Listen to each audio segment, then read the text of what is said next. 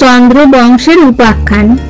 সাগর মন্থনে চন্দ্র হইলে উৎপন্ন, হইল চন্দ্রের পুত্র বুধ অতি ধন্য। পুরুরবা নামে হলো তাহার নন্দন, তার পুত্র শতাবর্ত জানে সর্বজন। স্বর্গ নামে তাহার হইল এক সুত, হইল তাহার পুত্র শ্বেত নামযুত। নামেতে হইল মিনি তাহার নন্দন, মিনিকে প্রশংসা করে যত দেবগণ। সকলে মিলিয়া তার মথিল শরীর, তাহাতে জন্মিল মিথিলা মেদির। সেই বসাইল এই মিথিলা নগর, বীরধ্বজ কুশধ্বজ তাহার কোমর। এ সৃষ্টি সৃজন করিয়াছে মুনিবরে, কহিল লক্ষ্মীর জন্ম জনকের ঘরে। কৃত্তিবাস পণ্ডিতের কবিত্ব সুন্দর, চন্দ্রবংশ রচনা করিল কবিবর। সূর্য বংশের উপাখ্যান ও মান্ধাতার জন্ম।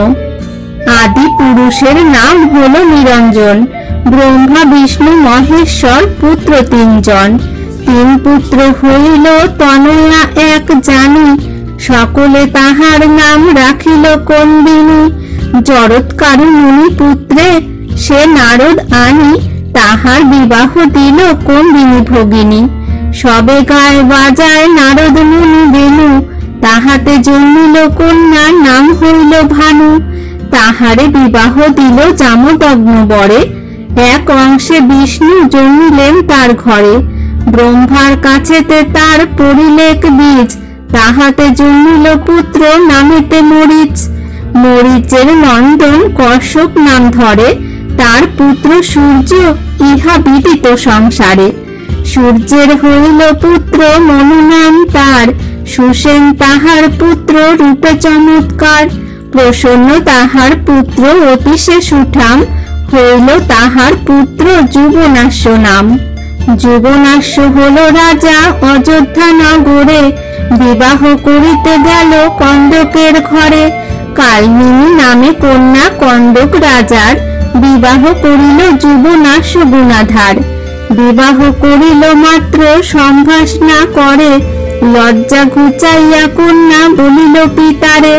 বিশেষ জানিয়া সে কন্দক মহাপতি, অভিশাপ করিলেন জামাতার প্রতি।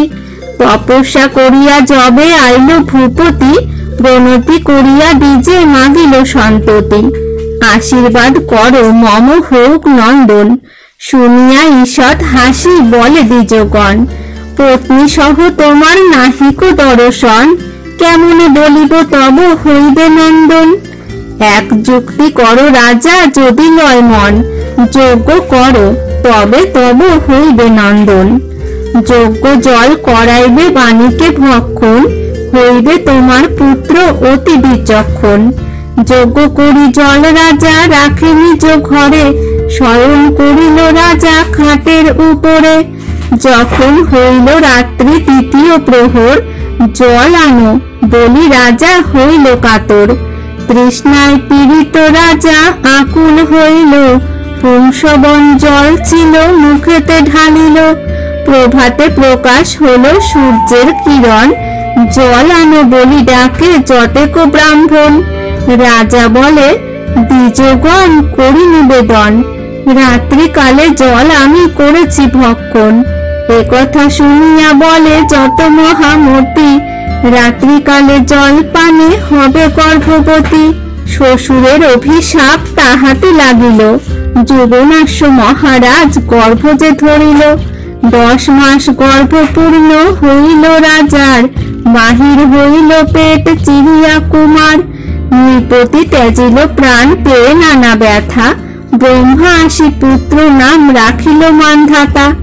অযোধ্যা নগরে রাজা হইল মান্ধাতা, সপ্তদ্বীপ অধিপতি পুণ্যশীল দাতা।